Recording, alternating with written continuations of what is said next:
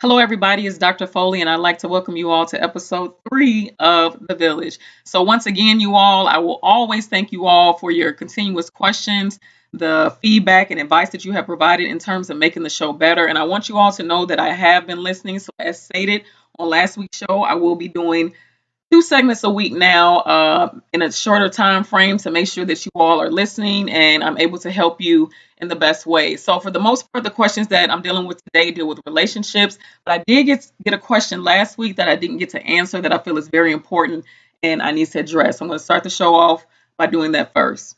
So it says, how do we tell our Black boys about today's issues? How do we tell them to respond when compliance still results in death?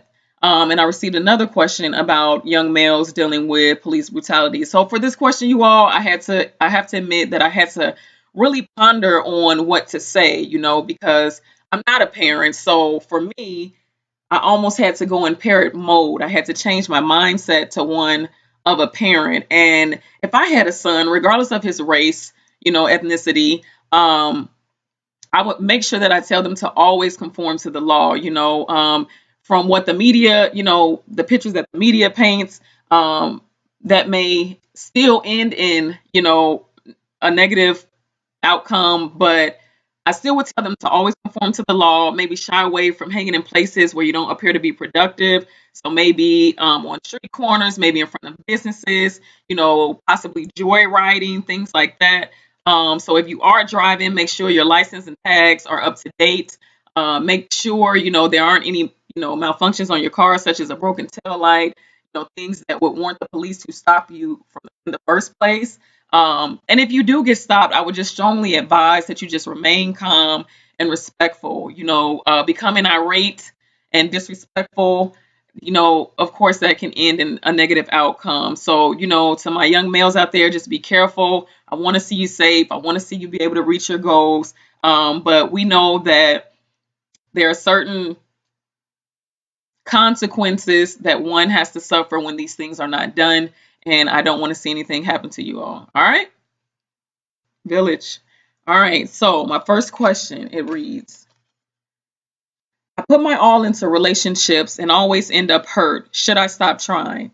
So, I guess my question would be, should you stop trying what? Should you stop trying to pursue a relationship? Definitely not. I feel like there are great guys out there or great girls out there. You may just have not found the right one. In terms of you putting your all or giving your all, I'm not saying that that's a bad thing to do, but you want to be cautious when you're first beginning to get to know someone because you don't know them, and to be vulnerable and show every side of you in the very beginning can result, unfortunately, in negative outcomes, So I'm not saying hide who you are or, try to hold secrets or anything like that, but you do want to be careful when you're talking with someone new.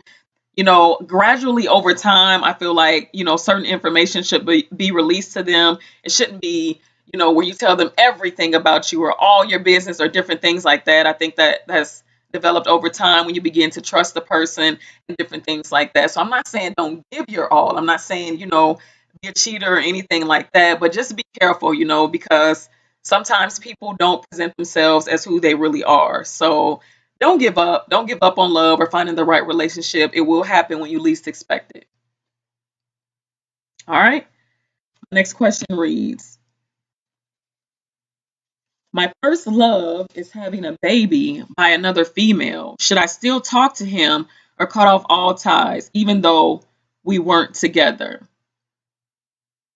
So for me personally, I probably would cut off all ties. And I'm not saying that, you all aren't great friends or different things like that, but the mere fact that he is having a baby means that, his lifestyle and different elements of his life overall is going to change. And that may include you not being a part of it. So I'm not saying, just say, I don't want to be your friend or we shouldn't talk or different things like that. But I feel like in these kind of situations, time has a way of weeding people out anyway.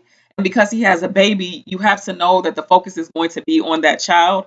And, what is the relationship with the mother of the child? So who's to say that they still aren't pursuing a relationship or aren't going to give the relationship a go? So then if you're still there, that may present a type of conflict that you just don't definitely want to get into. So, like I said, I mean, for me personally, I probably would cut all ties because he is embarking on a new era of his life. That's a huge responsibility. And sometimes, in different phases of your life, you have to let certain people go. So for me, I probably would, gradually, let go of whatever you all had. All right.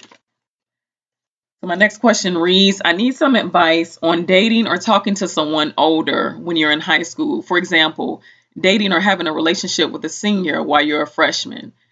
So I get this question a lot as well. And I often tell students, and I know that you all at the end of the day, you're going to do what you want to do. But I guess what I'm offering is just maybe for you to think about things from a different perspective. So for me, the first thing I would immediately think is, hey, he's a senior, I'm a freshman. In reality, what do we really, really have in common? That person is getting ready to graduate, go to college, go to the military, but they're going to take the next level, you know, to becoming an adult while you're kind of just beginning to become a young adult. I'm not saying that these relationships don't work because we have people that get together, they stay together through their high school career and everything else, end up getting married, and that's great. But for me, I would just stop and think, if this, let's just say you get with this person and you all hit it off great and you fall madly in love with them, and then they have to leave to go to college. Then you find yourself pursuing a long distance relationship, and what is the likelihood that that will work? Not saying that it won't work, but just think about what is the likelihood that a long distance relationship with a freshman in college and a sophomore in high school will really work. Like I said, even the mindset is going to be somewhat different for the both of you. So it is something to think about. I'm not saying it's something that couldn't happen, but these are things that I would consider before pursuing a relationship with someone that much older. All right.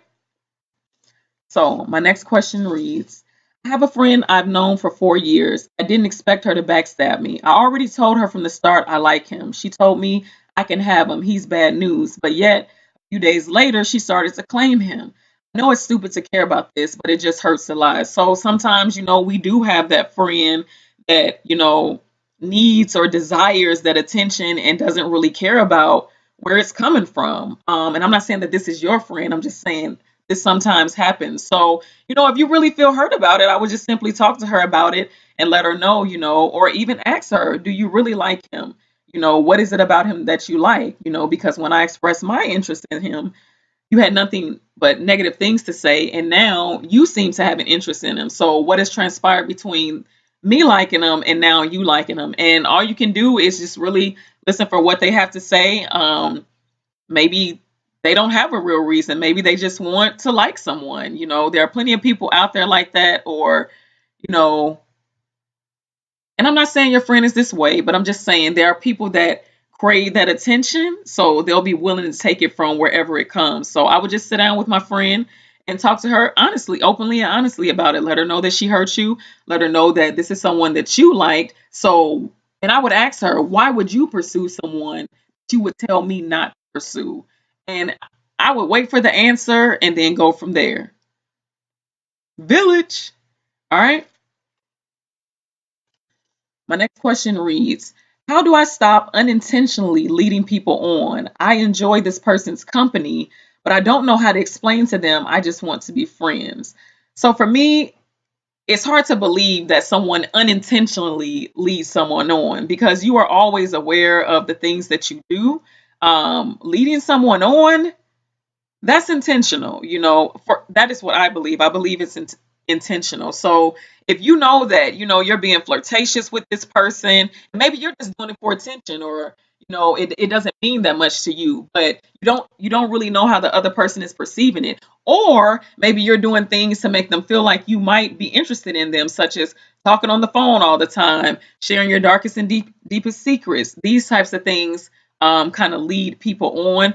Or maybe you're being indirectly flirtatious and he's taking it as maybe you're just playing hard to get. So if you intentionally don't want to lead someone on, they will know. So I guess what I'm advising you to do is maybe really, really sit down and check your actions, check your motives, make sure that, you aren't doing something that could possibly lead this person on or have them thinking that you all are going to be more than what you are. Because if you wanted to just be friends, you would solely act just like a friend. All right? Village.